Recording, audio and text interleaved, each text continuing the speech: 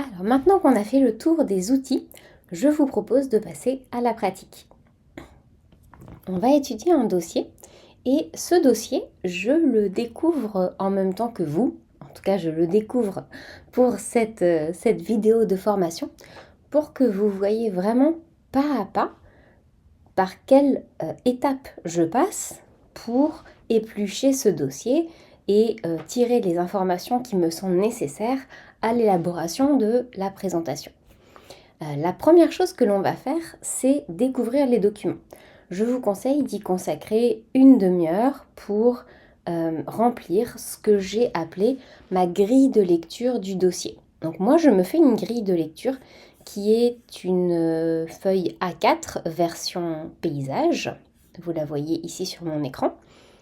Et je pense que c'est très important d'avoir les 3 documents rassemblés de manière très succincte sur une seule feuille. Ça vous permettra beaucoup plus facilement d'en faire la synthèse et de voir les thèmes qui s'opposent, qui sont complémentaires, qui sont voilà, ou qui au contraire se rejoignent. Donc pour chaque document, avant même de commencer, en fait, ce qu'il faut faire, c'est, on va aller le faire ensemble, on va regarder les sources, regarder de quel type de document il s'agit et compléter ce tableau. Pourquoi? Pour chaque source, il faut vraiment s'attacher à faire une analyse qui dépend de la nature du document. Donc la façon de ce qu'on va relever comme élément essentiel de chaque document, ça va être vraiment lié à sa nature. On va le faire ensemble et c'est pourquoi je vous propose de mettre en titre de chaque colonne ici de quel type de document il s'agit, la nature du document, document 1 nature, document 2 nature, document 3 nature, avec l'époque, donc de tout rassembler sur une seule feuille. Et puis ici j'ai fait pour chaque colonne, j'ai subdivisé en 2 colonnes le fond et la forme. Dans le fond, on va essayer de voir les concepts qui émergent du dossier, de chaque document. Et pour la forme, eh bien, on va donner un exemple qui illustre ce concept dans le document en question. Et là, l'idée, c'est d'essayer évidemment de voir si on trouve les mêmes concepts pour pouvoir recouper, faire des recoupements entre les différents documents. Donc, je prends d'un côté cette grille de lecture et de l'autre côté, je vais ouvrir mon dossier. Donc, à droite, vous voyez mon dossier et à gauche, ma grille de lecture. Alors, ce sujet comprend 3 documents. Document 1, Selfie Snapping Monkey in US Lawsuit Against British Photographer. The Daily Telegraph, September 22nd, 2015. Ok, donc The Daily Telegraph, c'est un journal. Et puis 2015. Donc là, on a la nature du premier document, c'est un article journalistique. Donc je vais écrire.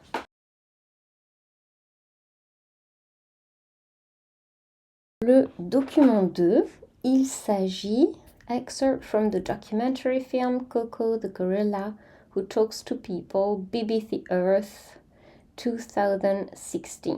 Donc ça, c'est une chaîne de télé, la BBC, BBC Earth. Et puis, c'est un extrait d'un film documentaire. Donc ici,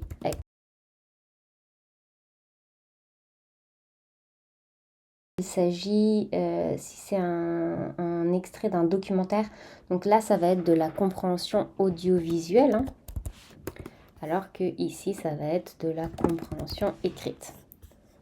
Et enfin, le document 3, Screen Capture of the About the Project section of the Non-Human Rights Project Internet web page. Donc, une capture d'écran d'un site internet, About the Project section, de la section à propos du projet, The Non-Human Rights Project. Ok, donc ici,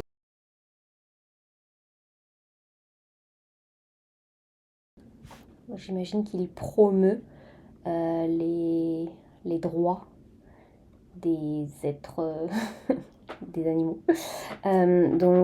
Du site, bon, on va voir exactement, Non-Human Rights Project. Évidemment, ici tout de suite, on doit penser à qui s'adresse, donc quelle est l'audience, à qui s'adresse ce document.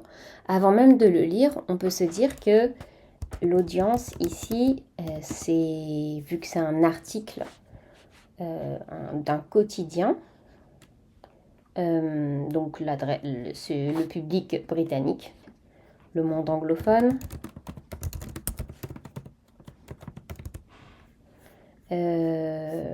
Donc même chose pour le deuxième document. Et ici, à qui s'adresse ce site internet, aux internautes, défenseurs des animaux. Alors si c'est pas le cas, ce qui est intéressant, c'est que nous, on fait des suppositions à partir de la source, ce qui est généralement l'anticipation que l'on choisit de faire avec nos élèves. Et ce qui est intéressant, c'est que si en fait ce n'est pas ça, au contraire, c'est pas grave. Ça veut dire que on aura déjà fait l'expérience sur nous-mêmes.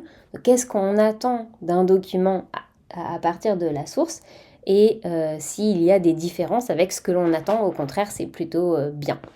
Donc ici, est-ce que c'est pareil, qui parle? Donc il y a l'audience, et puis il y a celui qui parle, et puis celui qui reçoit le message. Donc qui parle? Un journaliste, j'imagine, dans le premier document. Dans le deuxième, un reporter. Et puis dans le troisième, peut-être une association. On va vérifier. Donc qui parle?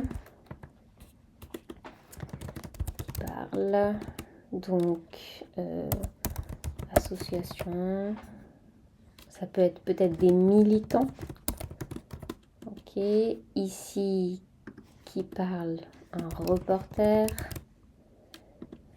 Et dans le premier document, un journaliste. Donc ça signifie que dans le troisième document, j'imagine que le but, ça sera de convaincre. Alors que pour ce qui est de l'article journalistique, le but, ça serait plutôt d'informer. Et de la même façon, pour le reporter, le but sera plutôt d'informer. Voilà, donc là on a fait nous-mêmes notre analyse des sources, sachant que oui, le dernier document n'est pas daté, mais on peut imaginer que le site internet est toujours en ligne. Alors maintenant, on va passer à l'exploitation de chaque document. Ce qu'il faut savoir, très important, c'est qu'à chaque fois que vous tombez sur soit une compréhension audiovisuelle, soit une compréhension orale, si parmi les documents il y a un document audio, commencez toujours par le document audio. Pourquoi? Parce que le document audio, il va faire maximum 3 minutes, et ça vous permet en 3 minutes d'être fixé sur les thèmes qui traversent ce document. Donc ça va être beaucoup plus facile, une fois que vous avez étudié un document qui est court, d'aller chercher dans les autres documents qui peuvent être plus longs. Ici, il apparaît que les documents ne sont pas très longs, donc ça pose pas vraiment de problème. Mais quand on a un document court et qu'à côté, on a des documents qui peuvent être des textes littéraires sur 2 pages, c'est beaucoup plus facile d'aborder un texte littéraire, même s'il est dense, si vous avez déjà une idée, déjà un éclairage sur le dossier. Donc ça va être beaucoup plus facile d'aller trouver des thèmes qui soient complémentaires dans le document plus difficile. Donc je vous conseille de vraiment toujours commencer par le document le plus court. Et donc le document le plus court, c'est forcément, vu que ça prend 3 minutes à regarder ou à écouter, c'est forcément le document audio ou audiovisuel. Donc, je vais faire pause sur la vidéo et je vais aller regarder le document audiovisuel en notant les thèmes. Je vais faire attention à la fois à l'image et aux mots qui sont prononcés, donc à la fois au son et à l'image. Et je vais essayer de remplir mes 2 colonnes, le fond et la forme, pour l'extrait du documentaire. Et puis de vérifier si l'audience, c'est bien les Britanniques, le monde anglophone, si c'est bien un reporter, et si le but de ce documentaire est d'informer ou peut-être de sensibiliser. Je ne sais pas qui a commandité le documentaire. Sensibiliser, comme interrogation. Donc je mets pause et vous faites la même chose. Je vous conseille également, quand vous écoutez l'audio ou quand vous regardez la vidéo, de prendre des notes parce qu'après vous aurez besoin d'avoir une trace de ce qui a été entendu et vu pour pouvoir avoir des exemples, pour garder un script, garder quelque chose. Rappelez-vous que vous pourrez peut-être être interrogé dans la partie entretien par le jury sur ce document. Donc il faut que vous en gardiez une trace quelque part. Donc je vous conseille de prendre une page blanche et de prendre des notes sur ce document et vous agraferez ce document-là au reste des documents. Vous agraferez votre prise de notes au reste des documents. Donc j'ai regardé la vidéo et je me suis aperçue que j'avais oublié de dire quelque chose, c'est que la première fois qu'on est exposé à un des supports, il faut en même temps prendre des notes pour la partie analyse universitaire et en même temps, si vous avez des premières idées qui vous viennent pour le dossier didactique, pour l'analyse didactique et la mise en œuvre, eh bien, vous avez tout intérêt à faire les deux en même temps, comme ça vous gagnez du temps. Moi, ce que je remarque, ce qui me frappe dans cet extrait vidéo, c'est que le débit est lent et vraiment très accessible parce que c'est de l'accent américain, très bien articulé, avec un débit très lent. Donc ça, typiquement, c'est un point d'appui pour la compréhension audiovisuelle.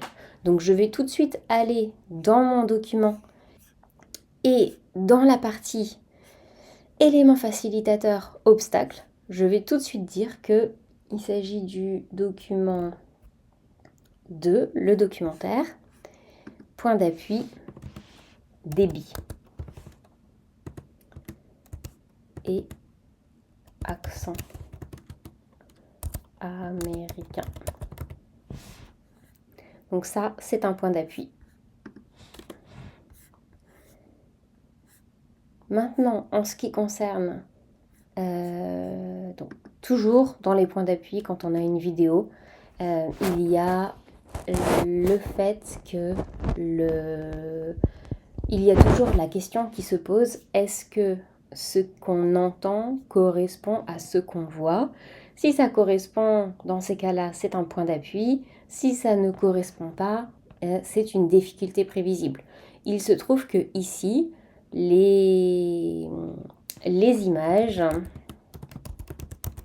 sont un support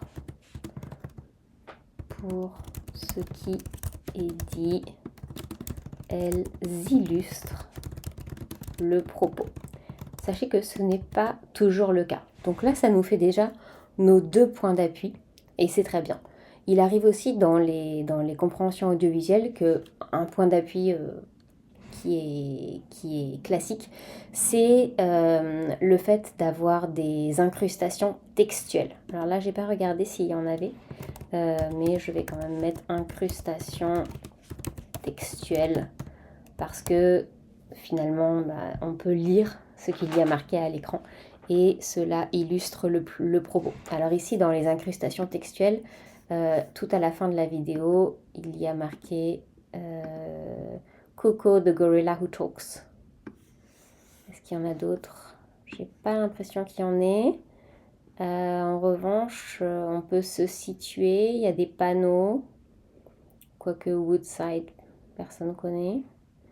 Qu'est-ce qu'il y a d'autre comme image? Donc il y a des images de cette... Ah oui, il y a une headline. Particularly intelligent gorilla. Coco is the subject of the longest ongoing. The gorilla can really talk. Oui, ok. Donc, incrustation textuelle. Headlines. The gorilla can really talk. She already has a vocabulary of more than 300 words, j'imagine. Alors, ça peut être un petit peu... Alors, ça, il faudra y faire attention quand on va faire la mise en œuvre. Mais le texte dit qu'elle peut vraiment parler, alors qu'en réalité, elle parle avec le langage des signes. Donc ça sera un élément à élucider. Donc là, on peut le mettre dans difficulté prévisible. Difficulté prévisible. On lit que le gorille parle, mais en réalité, ce que le reporter dit, c'est qu'elle parle le langage des signes. Alors, sur quoi ça va être quoi le levier pour lever cette difficulté? Le levier pour lever cette difficulté de différence entre ce qu'on voit écrit à l'écran et ce qui est la réalité, c'est de faire de la discrimination auditive et de s'appuyer sur les mots que les élèves connaissent, ou bien de montrer, il y a une scène où on la voit parler avec le langage des signes. Donc montrer la scène, faire un arrêt sur image où la scientifique parle avec le langage des signes. Donc là, ce qui est bien, c'est que non seulement nous, on a vu notre extrait, on a vu de quoi il s'agissait, et en plus de ça, eh bien, on a déjà rempli dans la partie éléments facilitateurs, obstacles, leviers, ce qu'on pouvait mettre dedans. Donc, je vais re-regarder la vidéo, et cette fois-ci, je vais remplir mon tableau, ma grille de lecture. Donc, le fond, c'est finalement le langage. Je dirais que dans les thèmes, il y a le langage, la communication non verbale, il y a l'humanité, qu'est-ce qui différencie les hommes et les humains. Ok, donc je regarde et on comprend que le thème central du documentaire, c'est qu'est-ce qui rend les humains uniques. Qu'est-ce qui différencie les humains des autres êtres vivants. Ici, dans la forme, on peut relever les paroles. What makes human unique?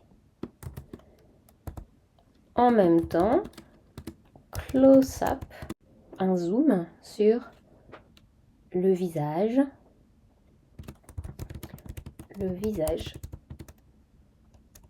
de Coco. Donc là, il y a quand même une mise en scène. Parce que en zoomant sur les yeux, en attirant l'attention sur les yeux,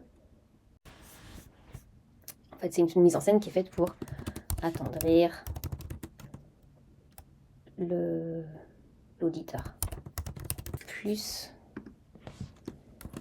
la musique. Everyone, when they're a child, has that Dr. Dolittle moment where they think, you know, if only we could talk to animals. Alors ici, on entend une référence culturelle. Donc ça, on peut le mettre dans notre étude. Ici, difficulté prévisible, référence culturelle, Dr. Dolittle moment. Mais juste après, Dr. Dolittle moment, c'est quand les enfants, donc le narrateur, répond au explicite. Ce qu'elle veut dire par là. If we can talk to animals. Il y a aussi le mot ape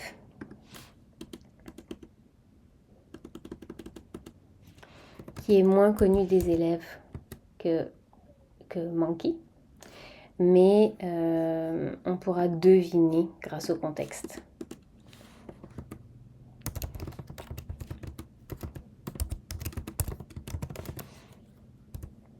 Contexte.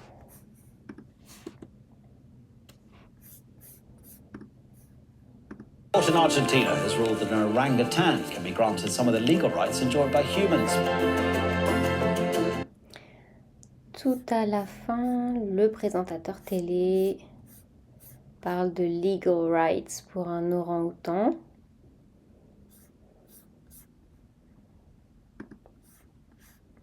Donc ici, on peut arriver legal rights of animals. Ok, donc la grande question c'est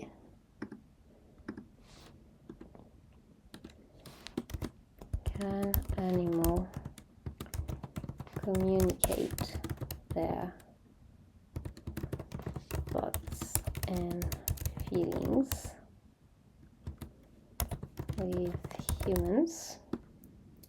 La façon dont la question est posée implique que les animaux, le reporter ne remet pas en cause le fait que les animaux aient des pensées et des sentiments, alors que ce n'est pas démontré. Donc on veut comme il s'agit d'une scientifique, on a l'impression qu'on s'appuie sur des faits scientifiques, mais finalement on n'arrive pas à une conclusion. Alors, les autres documents. Maintenant, on va regarder le document 1. D'accord, donc c'est l'article de journal, The Telegraph. Et il y a un document iconographique plus un texte.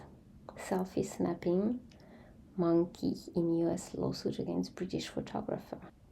Donc là, le thème c'est: est-ce que les animaux ont droit à la propriété intellectuelle?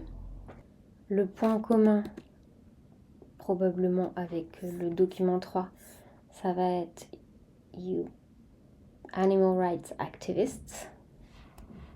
Bon, le lien aussi, c'est que, encore une fois, il s'agit d'un singe, d'une catégorie de singes, puisque cette fois-ci, c'est un macaque. On peut dire que le titre ici,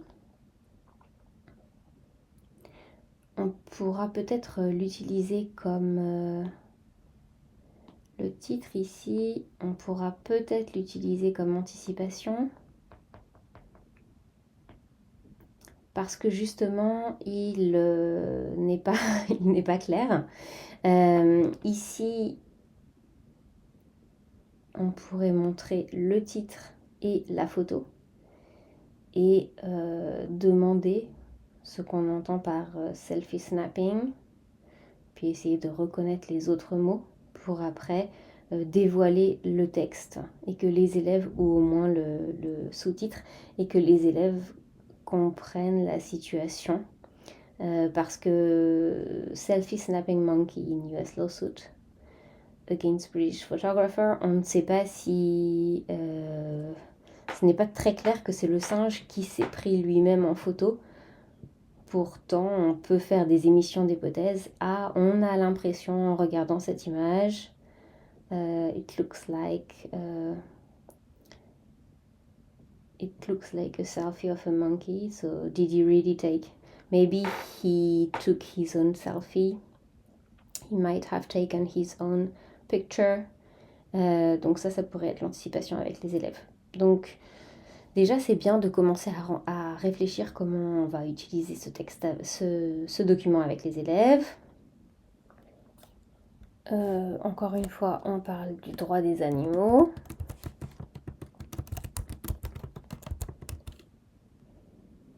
La particularité de l'article, c'est de nous présenter le point de vue des deux parties. Donc, propriété intellectuelle, le droit des animaux.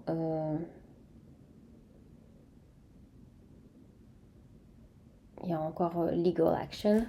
Je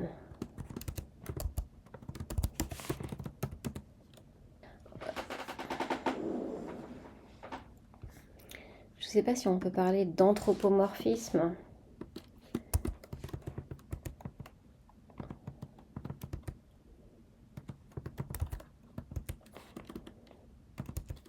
C'est-à-dire qu'on prête dans les deux cas, on prête aux macaques et aux gorilles des intentions que peut-être ils n'ont pas.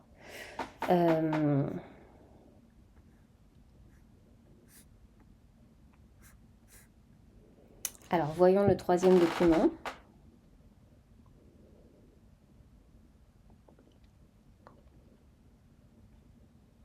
Ah oui, il y a le ethics.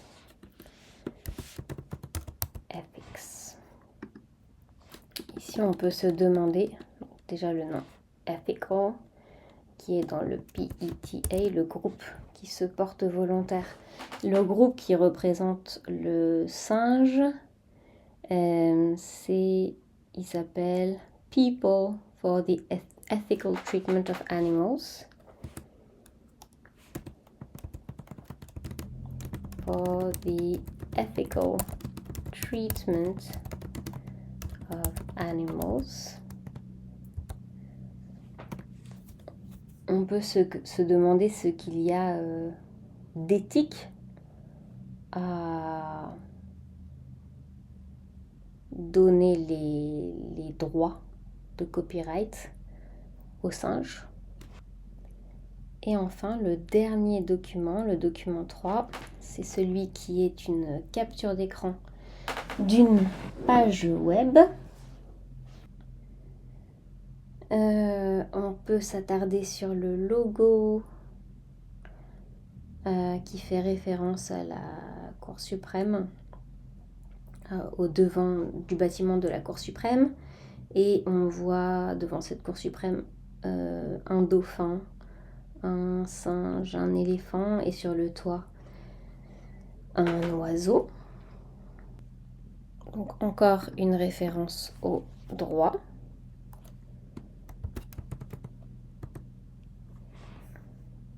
Qui prend la forme du logo du groupe avec la façade de la Cour suprême.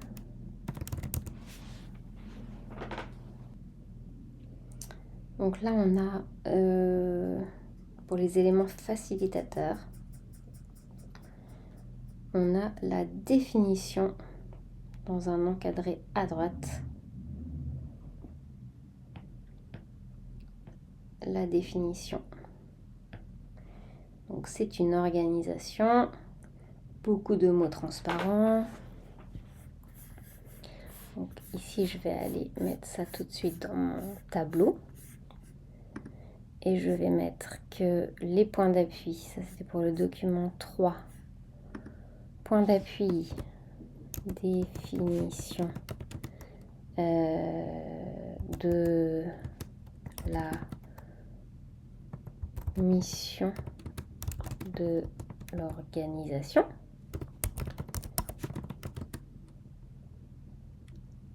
À droite, avec de nombreux mots transparents. Donc ça c'est bien un élément facilitateur. Alors, ce qui est un peu étrange, c'est que if you are a non-human animal, you are simply a thing. Là, il y a l'expression common law right, mais c'est explicité juste dans le contexte à droite.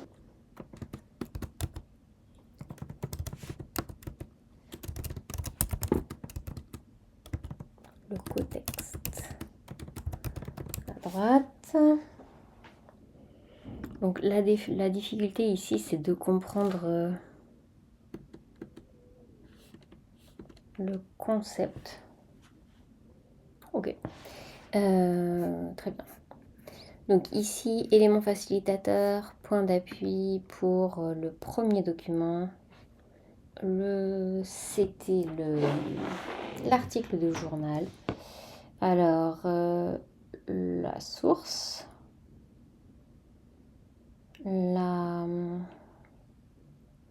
l'image, avec point d'appui, source, image, et avec la légende. Difficulté prévisible, le titre, ambigu.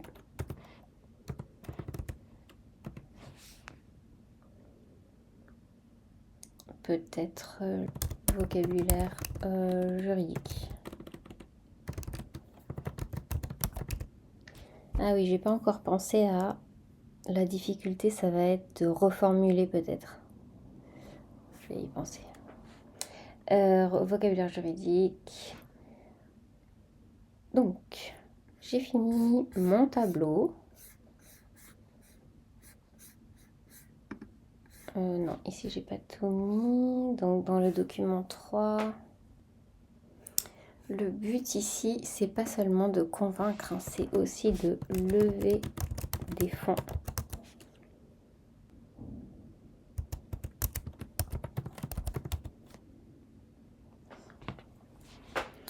Donc le point commun entre le document 2, le documentaire, et le document 3, c'est qu'ils utilisent tous les deux, ils jouent sur la corde sensible, le pathos. Donc, le fond. Dans le fond. Donc, faire réagir le public en utilisant le pathos. Exemple, quand ils disent Our mission is to change the legal status of appropriate non-human animals from mere things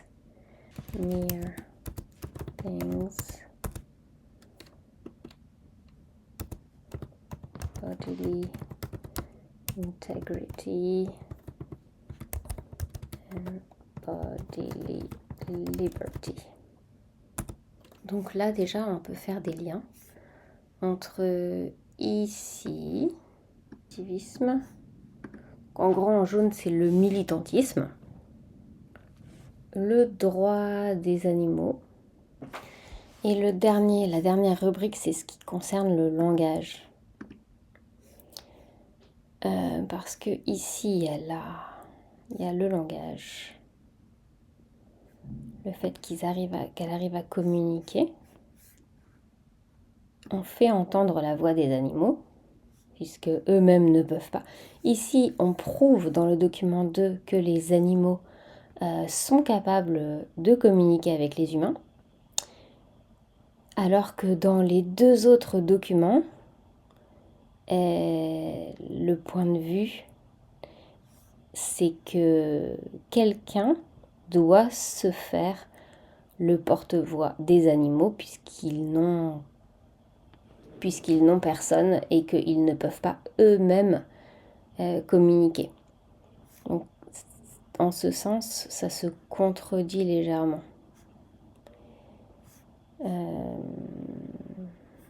Voilà.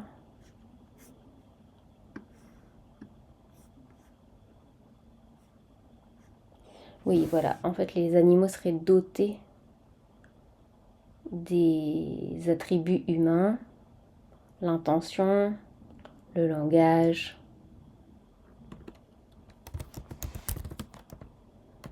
C'est même un artiste. Ah oui, la photographie, c'est une forme de langage, d'expression.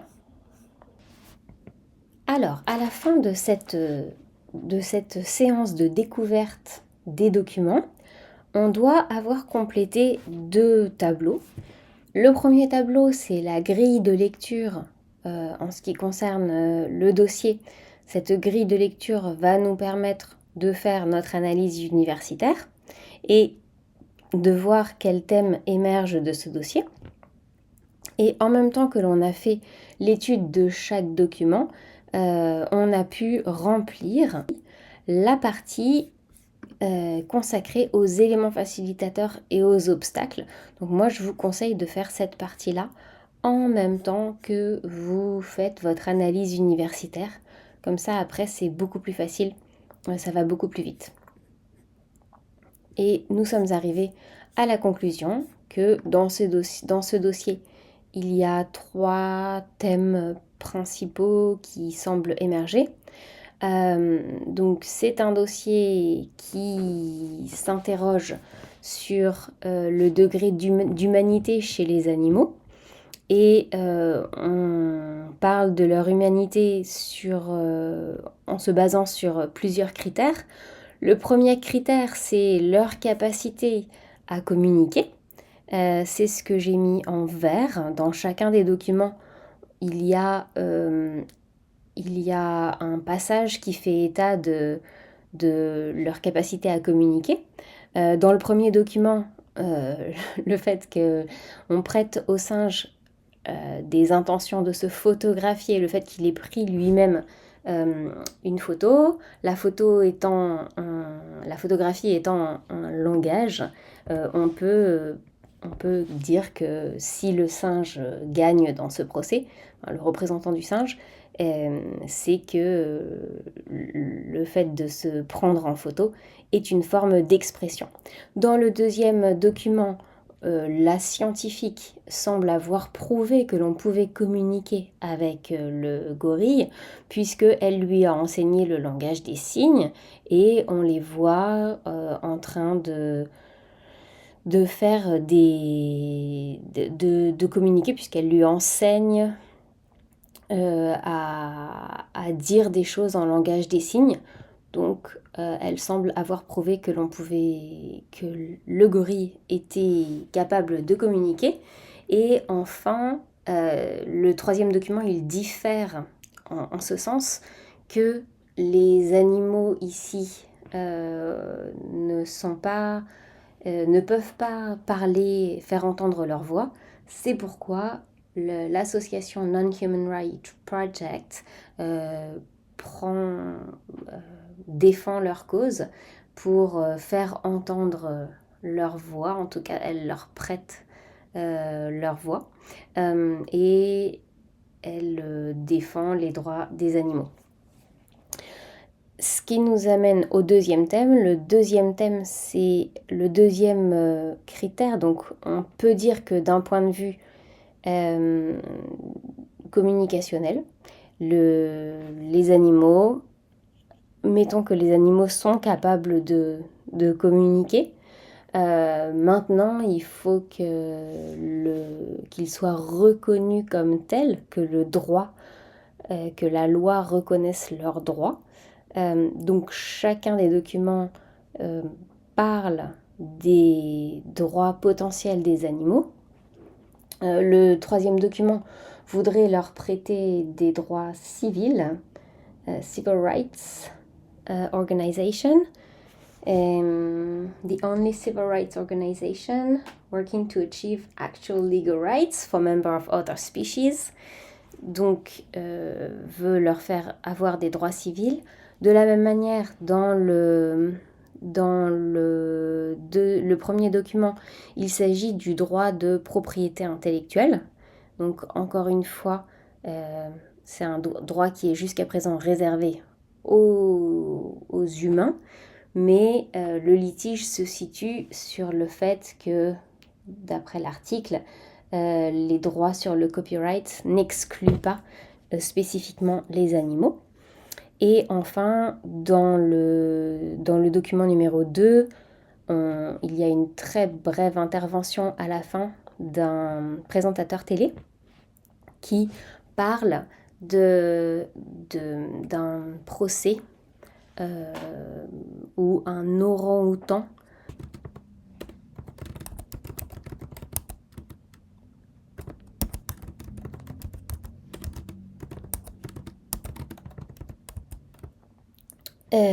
les 3 documents permettent de réfléchir à ce qui différencie les humains des autres êtres vivants.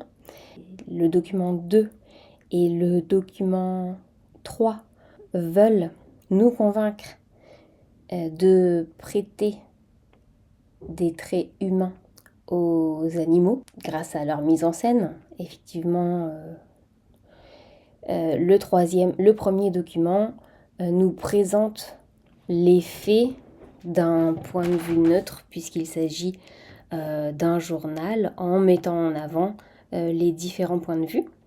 Donc les points de vue diffèrent, mais nous donnent un éclairage sur qu'est-ce qui fait que les êtres humains sont des êtres vivants uniques, pour nous convaincre que les animaux mériteraient les mêmes droits que les êtres humains. Il joue sur le pathos. En effet, le document 3 qui essaye de lever des fonds pour la cause des animaux, essaye de faire réagir le public en utilisant des adverbes comme mere things pour qualifier les animaux, et puis bodily integrity and bodily liberty pour dire que les animaux aussi ont droit à ces libertés-là. Il y a un sous-entendu qu'on atteint à leur liberté de disposer de leur corps. Et puis dans le document 2, il y a une mise en scène avec un gros plan sur les yeux du gorille, qui est paisible, qui regarde la caméra également droit dans les yeux, comme si l'animal voulait nous transmettre un message, voulait nous parler. C'est fait pour nous attendrir et nous faire sentir proches de cet animal. C'est également ce que défend le People for the Ethical Treatment of Animals dans le document 1, qui prétend que le singe a volontairement pris une photo et qu'il est donc doué d'intention, tout comme pourrait l'être un être humain. Donc ce dossier nous amène à nous interroger sur ce qui nous sépare des animaux aux yeux de la loi à travers 3 études de cas. Et ce que les documents ont également en commun, c'est que ce ne sont pas des fictions. Ça, j'aurais dû le dire en premier. Donc en tout premier, on peut dire que ce qui unit ce dossier, mais ça je peux le mettre directement dans ma feuille,